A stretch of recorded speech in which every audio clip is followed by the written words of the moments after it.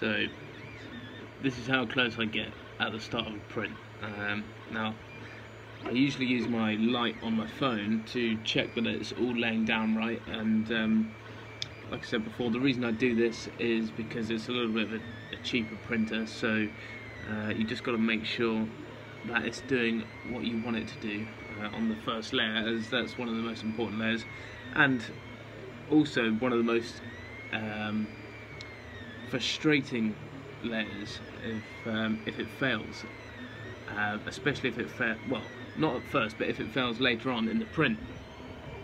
So if it got all the way to the top of like a 36-hour print and then suddenly it gets nudged off the bottom, which has happened before,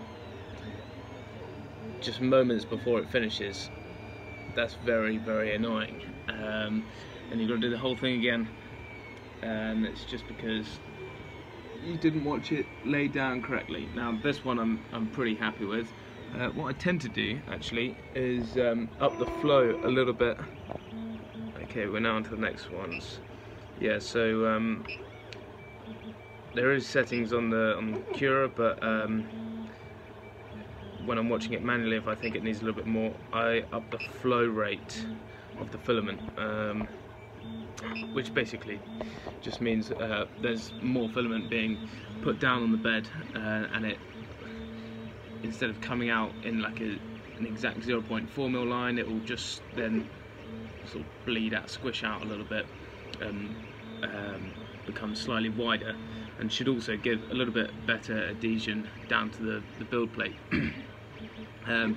I've had the most success with blue painter's tape. Don't have a clue why. Some people work great with glass, some people work great with the bed, but for this PLA that I'm using, this painter's tape seems to be the best. Some people use glue stick or hairspray or something. Actually, with the glass, I've got some PET and TPU, and that sticks extremely well to the glass. In fact, so well you've got to be really, really careful. If it's going to be a larger print, you have to put a raft down or something, otherwise you probably won't ever get it off the bed. But yeah, this print is going to be a long one. We're looking at predicted, what's over there?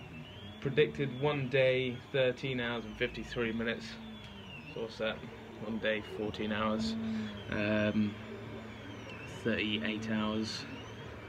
But I always allow for 20% extra, which is, yeah, I don't know why, I think because they're running off slightly different, but so it should be ready, not tomorrow morning, but the morning after. Perfect. Yeah, anyway, done.